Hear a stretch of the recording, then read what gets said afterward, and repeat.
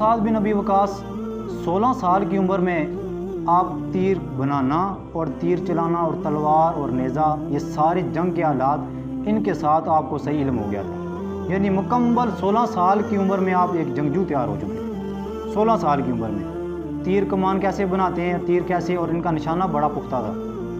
16 साल की उम्र में आपने ये मुकम्मल काम सीख लिया। जब आपकी उम्र मुबारक 18 साल हुई है और इधर हजूर अलैहिस्सलाम ने नबूवत का ऐलान किया, वो 7वां दिन था। आपकी उम्र 18 साल हुई है और जब हजूर ने ऐलान नबूवत किया वो 7वां दिन था। हज़रत साद ईमान ले आए और इनके ईमान लाने का वाक़या कुछ इस तरह का है। आप अपनी वालदा से बड़ी मोहब्बत करते थे। एक ही वालदा थी घर में। हज़रत उमैर इनके भाई हैं, एक और बड़ा भाई भी है, उतबा उसका नाम है। हज़रत उमैर जो हैं ये भी साहबी हैं, इन्होंने भी इस्लाम कबूल किया है। आप अपनी वालदा से बड़ी मोहब्बत करते थे क्योंकि आपके वालिद इस्लाम से पहले फ़ौत हो चुके थे। आपकी वालदा हयात थी, मौजूद थी। जब उनको पता चला कि मेरा बेटा साद इसने इस्लाम कबूल कर लिया है, वो अपने बुतों के साथ बड़ी अकीदतमंद थी। यानी बुतों के साथ बड़ी मोहब्बत करती थी इनकी वालदा और बड़ी अकीदतमंद थी, और उनके सामने नजराने वगैरह वो जिस तरह उनका रवाज था इस तरह करती थी, बड़ी अकीदतमंद थी। रोज़ाना जो है बुत के सामने सजदा करना, उसकी पूजा करनी, वो इसी तरह के काम करती थी। जब उसको पता चला कि मेरा बेटा साद इस्लाम कबूल कर चुका है और हजूर अलैहिस्सलाम का उसने कलमा पढ़ लिया, उन्हीं के साथ रहता है, उसको बड़ा दुख हुआ और बड़ा सदमा पहुंचा। उसने क्या किया, उसने जब हज़रत साद घर गए ना तो उसने कहा कि मैंने सुना है कि तुमने इस्लाम को कबूल किया है, कलमा पढ़ लिया हजूर का। हज़रत साद ने कहा जी हाँ, मैंने कलमा पढ़ लिया है। उसने कहा कि कलमे को छोड़ो, हजूर के दीन को छोड़ो, जो पहला तुम्हारा मज़हब था ना बुत परस्ती, वही इख्तियार करो। हज़रत साद ने कहा नहीं, अब ये हो ही नहीं सकता, ये कैसे हो सकता है, मैंने हजूर का कलमा पढ़ा है और मैं दोबारा जो है ना बुत परस्ती की तरफ आ जाऊँ। तो कहते हैं कि उनकी माँ ने कहा कि ठीक है, अगर तुम इसी ज़िद पर हो तो मैं आज के बाद ना कुछ खाऊंगी ना कुछ पीऊँगी। जब तक तुम इस इस्लाम को नहीं छोड़ोगे मैं ना कुछ खाती हूँ ना मैं कुछ पीती हूँ, मैं इसी तरह रहूँगी तुम्हारे सामने, तुम्हारी आंखों के सामने इसी तरह रहूँगी।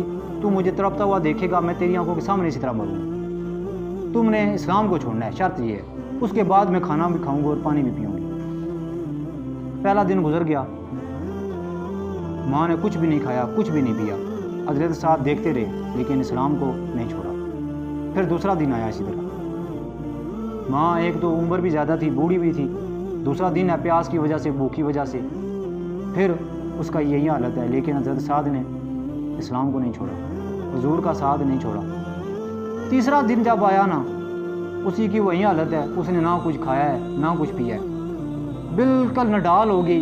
यानी एक क्या कहते हैं, बिस्तर के ऊपर लेट गई। ज़ाहिर सी बात है 3 दिन का और बंदा इतनी पुरानी उम्र का ना कोई खाए ना पिए तो उसकी क्या हालत होती है। तो 3 दिन हुए हैं बिस्तर के ऊपर लेटी हुई है और हज़रत साहब पास खड़े हैं। तो माँ जो है ना कोई खा रही है ना कोई पी रही है, आप देने की कोशिश कर रहे हैं, लेकिन वो एक ही ज़िद कर रही है, कह रही है कि इस्लाम को छोड़ो, बस इस्लाम को छोड़ दो, मैं खाऊंगी भी और पीऊँगी भी। अब देख लें, एक तरफ वालदा की कितनी मोहब्बत है, वालदा आंखों के सामने है और कह रही है कि बस एक शर्त है कि इस्लाम को छोड़ दो, लेकिन इस्लाम की मोहब्बत वालदा की मोहब्त पर गालिब आ गई है। 3 दिन हो गए, माँ कोई चीज़ नहीं खा रही, सामने आंखों के है, लेकिन बर्दाश्त कर रहे हैं, लेकिन इस्लाम को नहीं छोड़े। अब जवाब क्या दिया, जवाब बड़ा सुनने वाला है। हज़रत साद ने इस मौके के ऊपर अपनी वालदा को क्या जवाब दिया है, जवाब बड़ा सुनने वाला है। हज़रत साद ने कहा, जब देखा ना 3 दिन हो गए हैं, माँ कोई चीज़ नहीं खा रही, कोई चीज़ नहीं पी रही, तो कहते हैं, ऐ माँ, अगर तू ये कहती है, तूने ये शर्त रखी हुई है कि मैं तब खाऊंगी पीऊँगी कि मैं इस्लाम को छोड़ दूँगी, तेरी एक ज़िंदगी तो क्या, तू 70 बार भी पैदा हो और मेरी आंखों के सामने इसी तरह मरती रहे, लेकिन मैं इस्लाम को नहीं छोड़ूंगा।